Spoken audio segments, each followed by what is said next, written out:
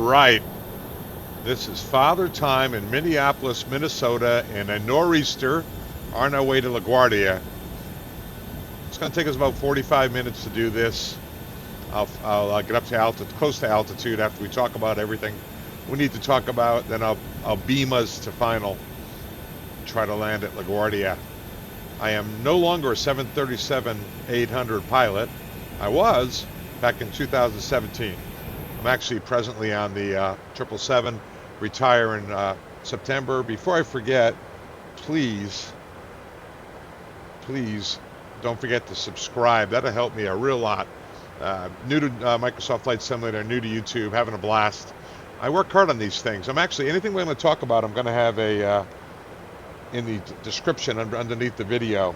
All the numbers, the approaches we did, the taxiways we used, the gate we used, all that stuff.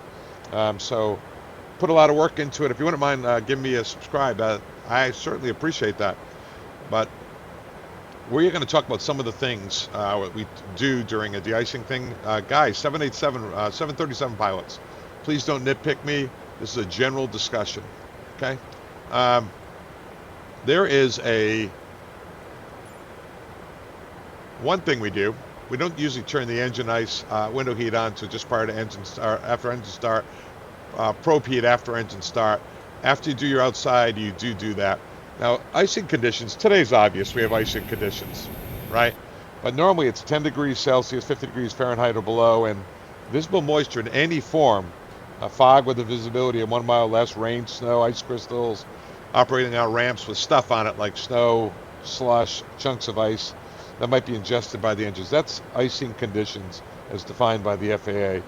We have critical surfaces, which are our wings, our tail, our horizontal stabilizer, our engines, our probes, pitot, static, all that has to be cleared. Obviously today it wouldn't be. We're going to get de-iced. But we're in Minneapolis. Problem in Minneapolis is there's a de-icing area and you have to taxi out there. So you got to start engines. Therefore, we would definitely have to, can't see our engines. We definitely have to have them de-ice our engine nacelles, just de-ice. Is de-ice was type 1, anti-ice, which is type 2 to 4, 2, 3, or 4. We're going to use type 1 today with type 4 anti-ice. But they de-ice our nacelles because when we start them up, we don't want to shell them. We're not going to move any wing control surfaces until we are de-iced and anti-ice for obvious reasons. Don't want to crunch anything in the gears. Anyway, everything's disconnected. I'm going to call for a pushback. And tug starts getting in position. If you don't have this two-bar pushback, you should get it. It's pretty cool, this thing. Now, I've got the volume off for the whole flight because it's hard to talk, and plus they're of no value to you. I understand there's a thing called VATSIM where I'm trying to get on there where you can actually act as controllers for each other. It's a little nerdy, but I'm fit the bill. So I'm going to give him a manual pushback here. We're going to swing our tail around this way, so we'll be facing that way. Then we're going to do right on Bravo to the de-icing area, heading over to 12 right. That's my plan. He told me to release the parking brake, so I did that. So, yep, we turned the probe heat on after the walk around.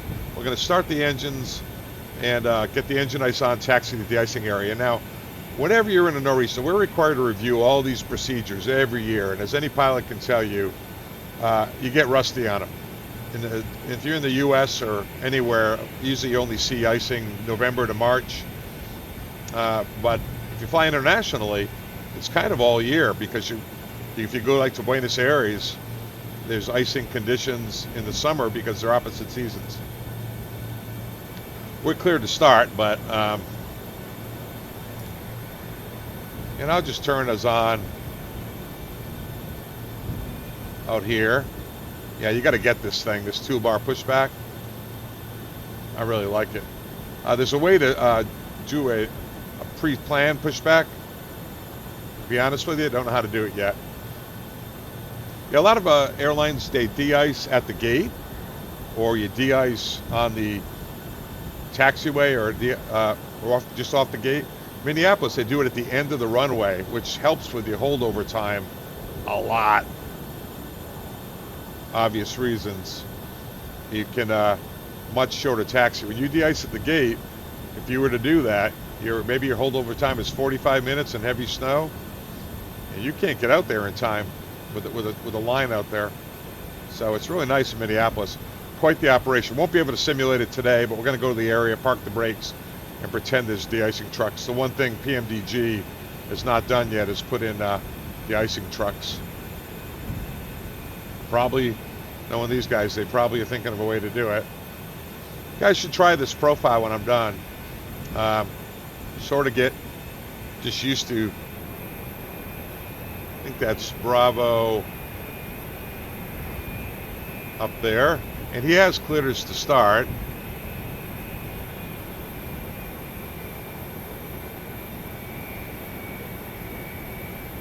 This is Charlie Sierra, so I'm going to stop him right here. Stop the pushback. Yeah, I think we'll be able to taxi out here, and then up here right on Bravo in the de-icing area is out of our right wing, somewhere out in, let me show you, out in this area. All right, he asked me to do the parking brake. I'm just going to get this finished first, get him out of here. Now he's lowering the nose. Yeah, I'm just spending time because you got to get this toolbar pushback. It's a free app. Once you get good at it, which I'm not, it's quite good. There he goes. All right, I'm going to get rid of this toolbar pushback and tell the other guy that we're clear to start. So the first thing we do is we come up here, packs are off, make sure the APU bleed is on. Come on, Jeffy. And looking at the duct pressure.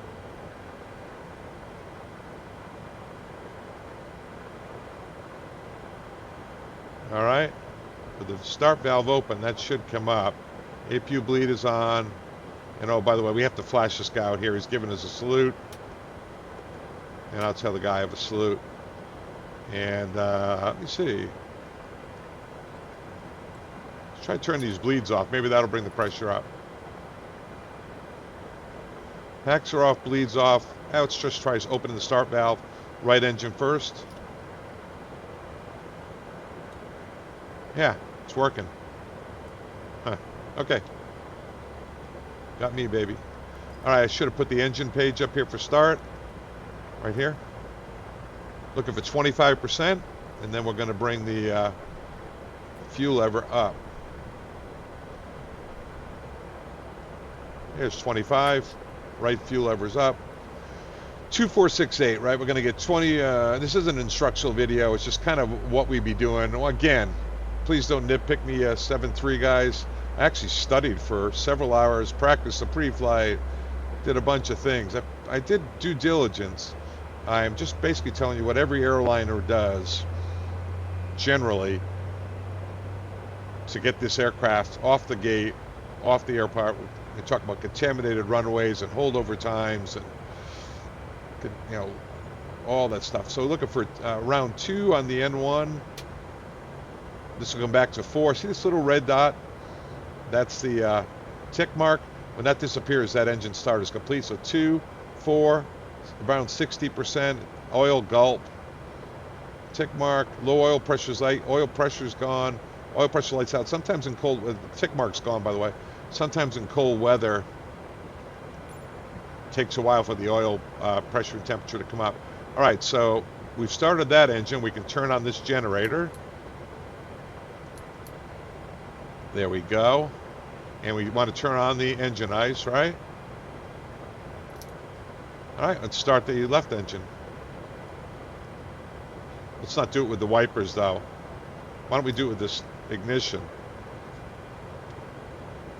Gotta laugh at yourself, baby. So see this TAI? We'll talk about that in a minute. That's the engine anti-ice on this airplane. In order to see the 25%, and we can see it. Yeah, I did a bad job. I made this video once and it was all messed up. And I was realizing I was doing a bunch of things off screen. I'm trying to do better with that. I am definitely not a professional at this YouTube stuff. Here we go. Start valves up. See this engine 246. It's looking for the same thing. Watching the EGT. Oil pressure rise. The oil pressure and oil temperature at really cold temperatures. Today it's -10. So remember that 10 degrees Celsius visible moisture is icing conditions. We're well below that. As a matter of fact, we're below 37 Fahrenheit, which is 3 degrees Celsius. We're going to have to run the engines up 70% every 10 minutes. And do sort of a nice shedding procedure.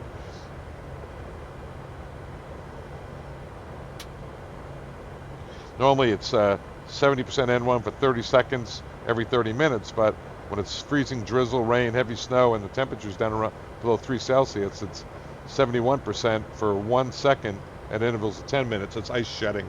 So 2468, the tick mark disappeared. That's good, right? All good. Come back up here. Look at that. Getting better. Now watch this light here. The cowl valve light. It's going to go bright then dim. Bright, it's in transit. Dim, it's off. See that? Bright, it's in transit. Now it's off. Bright, it's in transit. Dim, it's off. And if you got a cowl amber light, the light did not go to the assigned position. Today we'll be going back to the gate. Wing anti-ice we'll talk about later. And we're going to turn the generator on. Engine ice is on. And we get the APU bleed off. We get the packs. Engine bleeds on. Auto. Auto. And shut down the APU. So that'd be our flow, right? And then we come down here. And we're not going to put our flaps out because we have to go to the de-icing pad. So we never would have started the engines until we de-iced the engines. And instead of going through all that stuff, I'm going to start the taxi light here, putting down the flaps and everything. We're going to leave everything up till we get to de-icing. So we call ground and we get permission to head to the de-icing pad. I think I'm going to go up and go right and I'll try to find Bravo over here. This is Bravo. Let's go try to find it. Parking brakes off. Let's go to the de-icing pad. Yeah, Minneapolis. Man, do they got it down up there.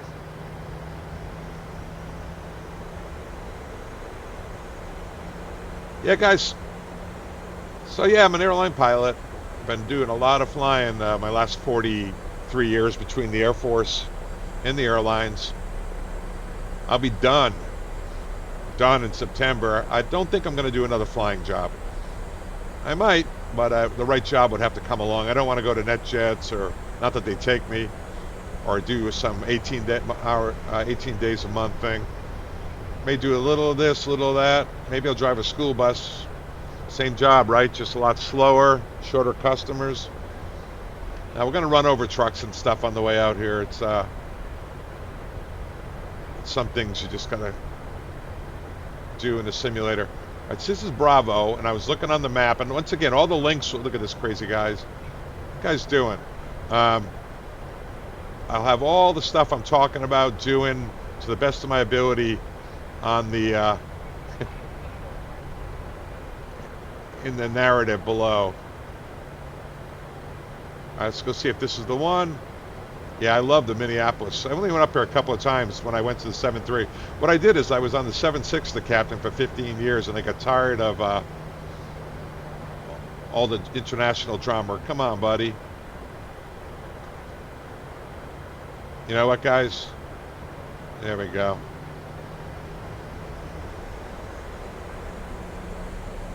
Cleared across runway 22 to the de-icing pad. Now, somewhere in here, I would take ground, and the FO would go over. Look at this guy. Maybe he's leading us out there. And the FO would go to the Snowbird, the de-icer, and they give us a parking assignment. Come on, brother.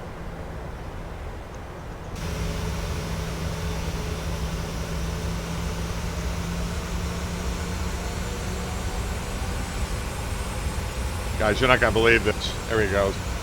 Gave birth to a truck there. It's a conspiracy.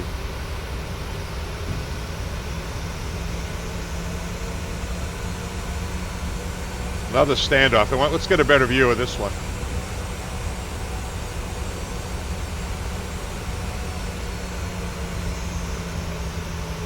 Is he going to move? Nope.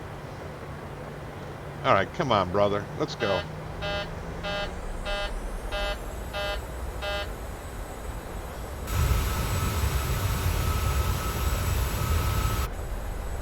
Oh well. It's a simulator, right? Not the best airmanship. Probably some negative learning. In the pilot's world, the airline pilot's world, negative learning would be you do things that you wouldn't do in the airplane. You do in the simulator. All right, so one of these lines, see all the lines going to the left, would be ours. Let's say it's this one, it's 237. Make a left turn. There's a fighter jet out there. We come in here, we say, get ourselves parked somewhere near the line. There'd be trucks on either side of us. Talk to Snowbird, or we'll just say we're on the line here. And we say, Snowbird American 123. Say American 123 Snowbird, prepare your aircraft for de-icing. American 123, prepare for de-icing. All right, so we go packs off. APU bleed is off already. We wish it had that running. Engine bleeds are off. APU bleeds are off. Packs are off. Is that all true? Yeah. Say Snowbird American 123. The aircraft is prepared for de-icing. So first they do is they come in. We make a PA to the people. We would already have done that. We tell them what to expect when they look outside. They get a kick out of watching the aircraft get sprayed. We tell them the first code is just to take any ice off the airframe, the fuselage. And the second code is called the anti-icer, which has a thick viscosity. You'll see it on top of the wings, a greenish color. And what that's meant to do is prevent accumulation of ice or snow on any of the flight surfaces. Let's say it takes about 10 minutes. We'll say he's done out there, okay? He or she is done. Let's say, American 123, this is your de-icer. Snowbird, yeah, go ahead. Yeah, American 123, this is, my employee number is 19621. I'm your certified de-icer. We just de-iced you with type 4 fluid, 100%. And holdover time started at time, I would just say 1621. Say, Roger, thanks a lot. Great job. See you later, guys. See you later.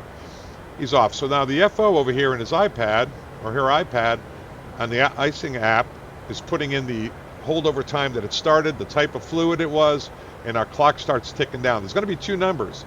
Let's say it's 45 minutes to 58 minutes. 45 minutes is key. If you get to 45 minutes, you have to do a cockpit check. Means you can go out and look over the wings, go down the aisle, look over the wings. Prior to 45 minutes, you don't have to do anything. But if you get up to that second number, past the second number, 58 minutes, now you need a certified de-icer to do an external inspection of the aircraft, or you got to go back to the gate. So there's two numbers, 40, let's say it's 45 to 58, up to 45, no issue. Hey, by the way, if the precipitation stops sometime before the holdover time, the lower number, you don't have to do anything. You don't have a holdover time. But let's say it kept going, 45, let's say you get up to 46 minutes. Now the FO has to go back and look out the wind over the wings, or the ground crew. If they're out there, they probably come out and look you over. If you hit 58, this is the top number. Now you've got to be looked over by a ground crew. They got to inspect all your surfaces, engine, inlets, basically the whole aircraft. If they can't do it, you go back to the gate. Minneapolis, they absolutely can do it. But here we are at the end of the gate, so it's not a big deal. All right, so what do we do? Now, we can do our regular flow. All right, so engine ice is on. And I say flaps 5. Move those flaps down to 5. And the flow goes RTO.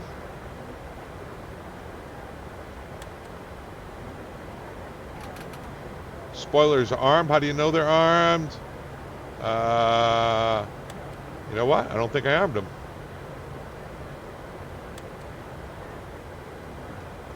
Usually you get your little light up there. Let me just do this.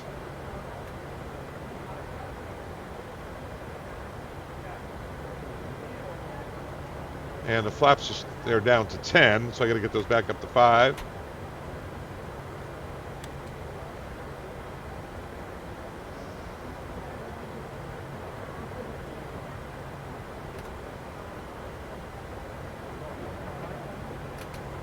There we go. Speed brakes on. I promise you the aircraft is not that hard. So we got flaps to 5, speed brakes on, auto brakes RTO, got engine ices on, APU is off, packs are on, bleeds are on, engine ice on. Hey, the swing anti-ice, let's take a look at that. You can actually taxi with the wing anti-ice on the 7.3 in the ground. Some aircraft you can't. I'm going to leave it on. Let's say that we're worried about this. It only de-ices the leading edge of the wings, not even all of them. You see the valves are open. If they didn't open, you get a fault light. No indication on your N1. But when you go to takeoff power, it's going to trip off. And above 1,000 feet, you can put it back on. It won't go on automatically. So we'll leave it on for takeoff. And when we go to takeoff power, it'll trip off. Yeah, this flight sim thing I got going on here, this thing, flight sim realistic. You can hear the flight attendants and PAs in the back. It's supposed to give you like all these different sounds and lightning and thunder and turbulence. So I'm trying it out. We'll give it a shot, right? All right, let's go back here, back to the inside. All right, I think we're ready for takeoff. We're going to go. Let's do the pilot stuff. We're going to 10,000 feet. We go to the MPC, MCP. Going to 10,000 feet. 120 is runway heading. VNAV, LNAV, confirmed on the PFD. 155 is V2. Final approach course is set for LaGuardia. That's hopeful thinking. And good. We take one last look at our time. The FO has the clock running. We are not past the lower number, so they do not have to go back and do a cockpit check. And we're not past the upper number, so we don't need a contamination check. And I do believe that is all we need to talk about for right now. Now, 70% N1. So if you're taxiing out, if you don't take off within 30 minutes, you got to bring each throttle up to 70% N1 for 30 seconds every 30 minutes. But if you have 3 degrees or less with freezing drizzle, fog, heavy snow, something like this, you got to bring up each throttle to N1 for 1 second. I'm not going to do it because I had trouble with that last time. The aircraft started taxiing. And the other one too for 1 second. So that's if it's 3 degrees with freezing drizzle, but always in precipitation, icing conditions, every 30 minutes, 70%, 30 seconds. So this will all be in the description underneath if you want to print it out or look at it. I really think you guys should try it. Try this icing profile. It's a lot of fun. All right, here we go, kids. Auto parking brakes are off. I'm going to come up here. I'm going to say flight attendants prepare for takeoff. And I'm going to give them a ding-a-ling-ding. They're chimed. Back inside. And away we go. That went well. I'm pleased. Not too many missteps, misspeaks. 7-3 drivers out there, please be nice to me. That's runway 12 right in front of us. So taxiing in the snow and ice, you guys know. I'm not talking down to you real pilots, you airline pilots out there. I know you guys know all this. Instinctively, most of you guys are even flight sim enthusiasts, know all this stuff. But normally 15 knots is the the cornering speed. You really got to get down around 5 knots, especially tight turns. Clearing the runway, I get down to 5 before I even try to turn off. That nose wheel will just skid along. Next thing you know, you're in the infield. All right, so here we go, taxiing out. Flight attendants are prepared. Let me look up here and see if I can get the lights on without going off the taxiway. Maybe add a little power. It's harder than it looks.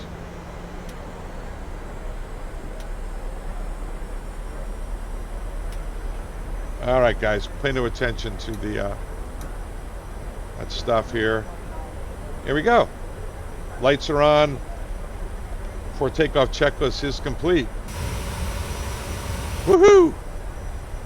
Pretty slippery out here. We talk about with the FO. If we got to abort, be max reverse. I'm not going to come out of reverse I will go max. I'll be out of max reverse by 60, but I'll probably leave it in idle reverse in case the braking action is nil. If you pop it out at high RPMs, this thing will surge forward, and next thing you know, you're off the end of the runway. I've had a couple of scary incidents over the years, cutting my teeth, as most of experienced pilots have. You know, if you're one of those pilots that thinks it couldn't happen to you, the best attitude, of course, is of course it could be you. It definitely could have been you. Once you get to that attitude, you're probably a heck of a lot safer than the guy who thinks he never would have done the boo-boos that someone did.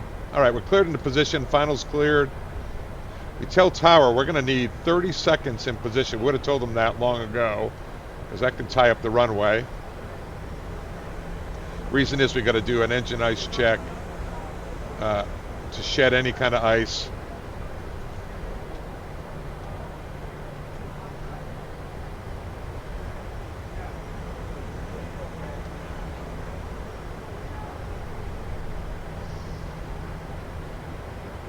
Yeah, this FS realistic. Sorry guys, I'm trying to do my taxi stuff here. It's supposed to give you turbulence and all sorts of extra noises. We shall see. Oh, overshot a little bit. I'll correct on over. All right, so we're going to bring the throttles when we get out there. Bring the throttles up to 70%. Check them for reasonableness, and that for 30 seconds. What we're doing is we're making sure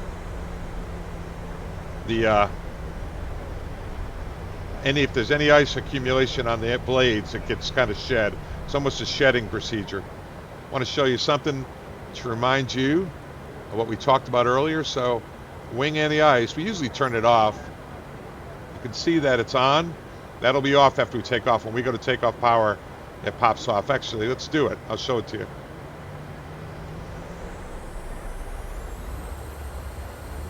Well, we'll do it in a second. I'm going to go up the end of the runway if I do that. All right, so I'm going to have to hit the toga up here. I think the toga is actually somewhere in here, right? Hold on a second, guys. It's hard to reach with the throttles.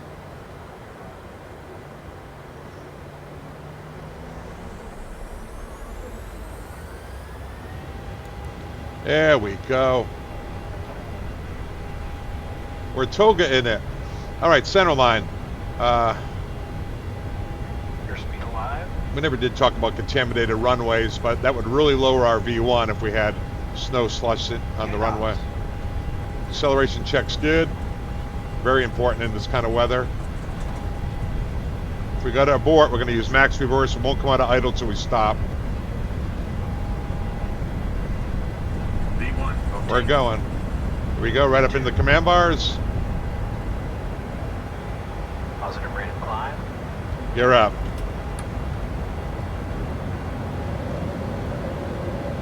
All right. Get it into the bars. Reach over. Autopilot's on. Why? Because we got stuff to do. All right, there's our part of our, we're above our cleanup attitude. Now take a look over here. See TA, means our ice is on. It's flaps 1. Once we hit flaps 1, we can go flaps up. All right, there it is. We can go at flaps 1, we go flaps up. Power's coming back. It's a climb power. Climb power. Oh yeah, let's take a look up at the, see how the engine, wing anti-ice turned off. We're above 1,000. If we wanted, we could put it on. But it's a de-icing system, not an anti-icing system. We would look on our windshield wipers and our column here to see if we had any kind of icing. All right, we're climbing in VNav, LNav. Where are we going? Let's go direct to and Keating, which is the arrival.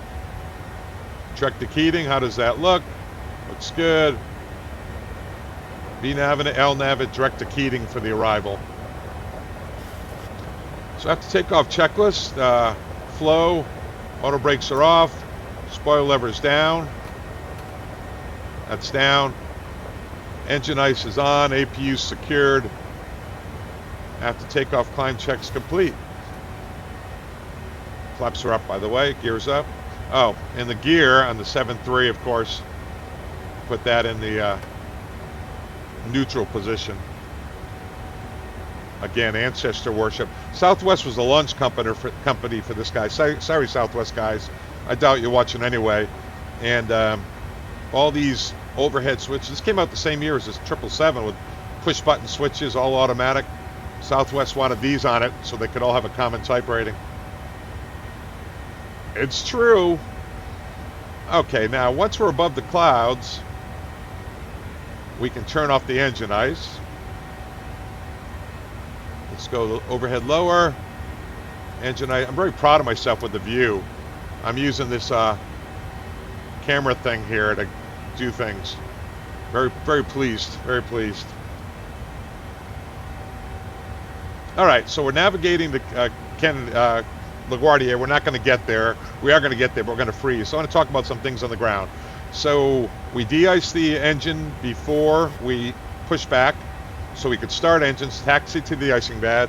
In the de-icing pad, and this will all be in the description, by the way, we turn off the packs and bleeds, and they de-iced the aircraft and they anti-iced the aircraft, gave us our holdover time.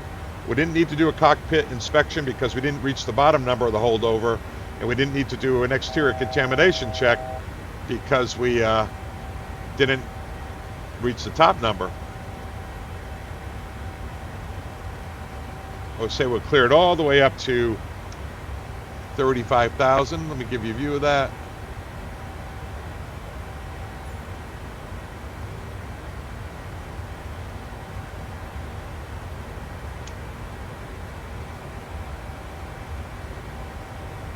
$35,000.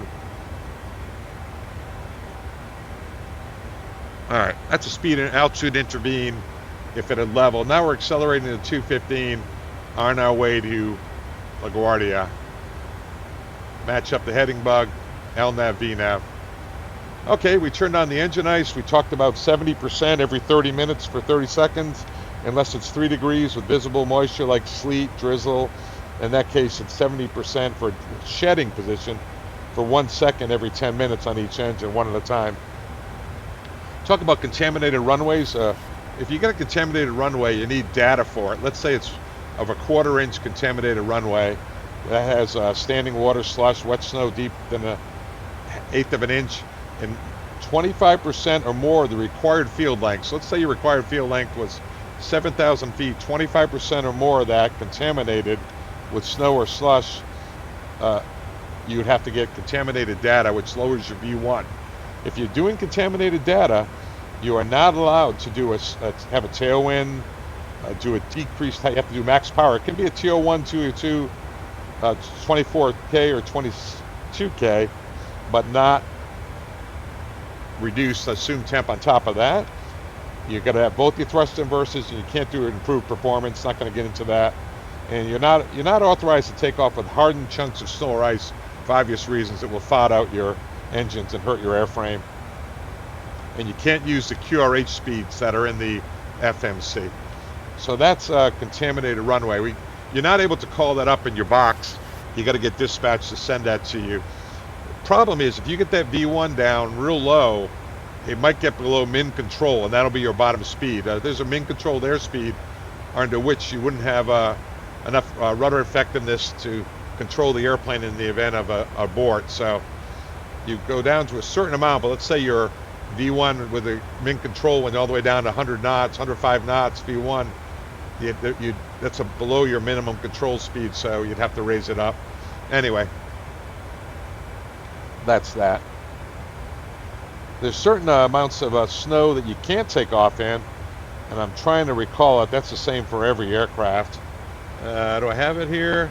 It's like 4 inches of snow, ½ inch of wet snow, slush, standing water, or more than 4 inches in contaminated. You can't have a tail when we said that. So yeah, 4 inches of dry snow. A lot of times you make that call yourself, guys. You get out there, you take a look at the runway, and you tell them you can't do it, and then they come out with the plows. But they will definitely not make that call. Many, many times the pilots are the ones who have to make the call on whether or not a runway is contaminated or useful. And by the way, here's another one. If you get a visibility, a lot of times in snowstorms, less than a half a mile, you have to have the runway centerline lights. And if that's obscured by snow, you can't go. So there's takeoff things in the takeoff charts also you have to refer to. I've had it happen. All right, so we're going to talk about the crews that I'm going to beam me up. The way I'm going to beam me up and get me over there, I'll do that when I'm on freeze, is this little function here. Travel to, you click it, and you can decide where you're going to go. Descent, approach, final. I got to tell you, approach, they did it last time when I was trying this, and Yahoo, I had to put myself on position freeze. It was quite a ride, but I'll try to do that and land at LaGuardia. All right, Rudder 18. So the lights are out. We're going to leave them on because we're about to do our approach. And we go standard here, right? Boom. Cross-check the altimeters. All right, so when do you need to have engine anti-ice on in flight? If you go to Prague page 2, you get visible moisture. If you are below, see this SAT here? Prague page 2, SAT. Mary Hay happens to be minus 40. Good example. Minus 40 or below, not the TAT, but the SAT, minus 40 or below in climb or cruise.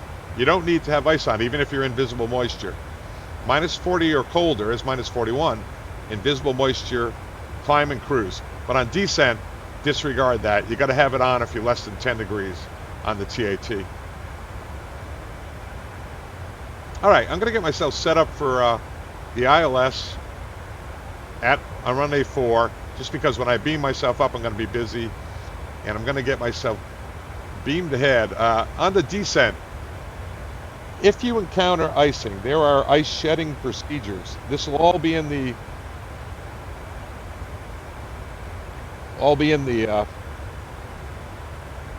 description. So the de-icing procedures, if you're going to moderate to severe icing, right, you've got to go on the descent.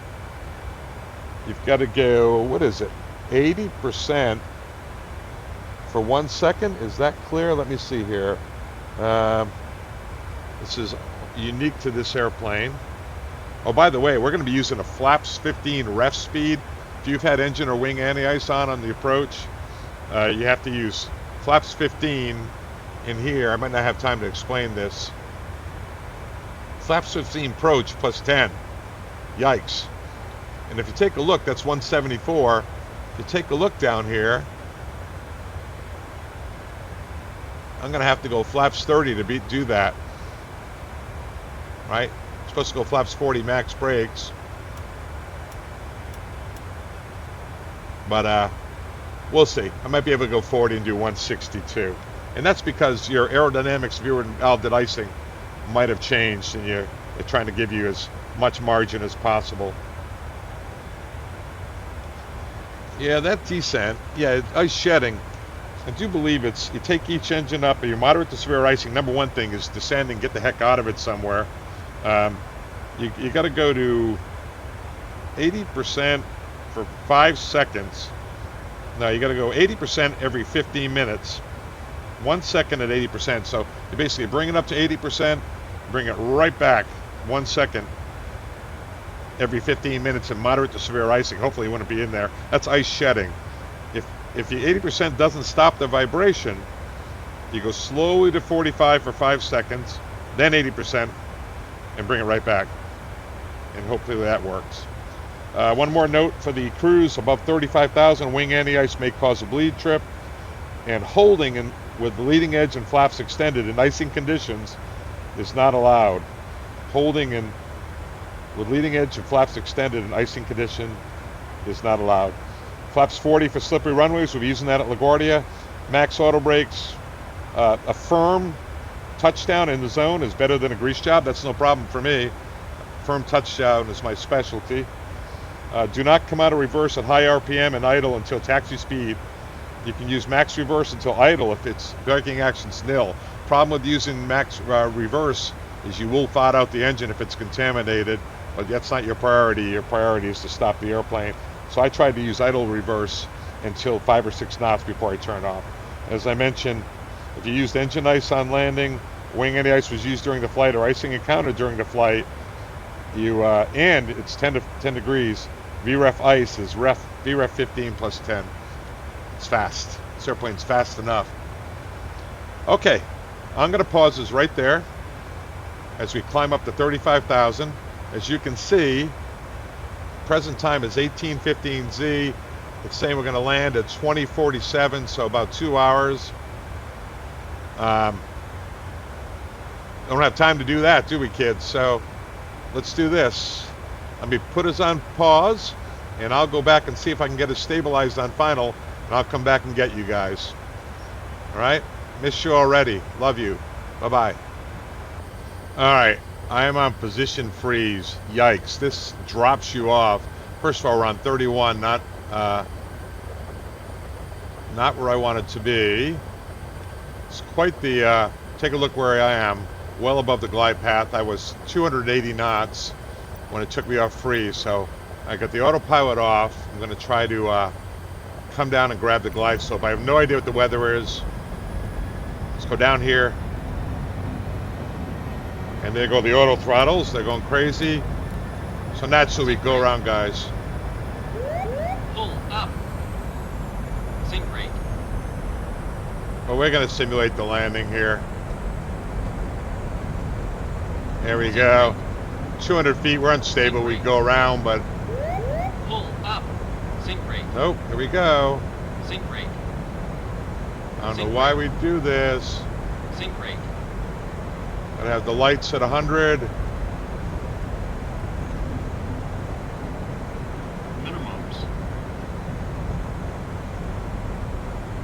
There's the runway. Crazy, huh? Somehow we're doing it. Sink brake. Definitely don't want to do this. Sink brake. 10. But that's not what we're here. We're here to talk about. Take that, you nasty old runway. So we're here to talk about icing. So slippery, we're going max reverse. That's not working though.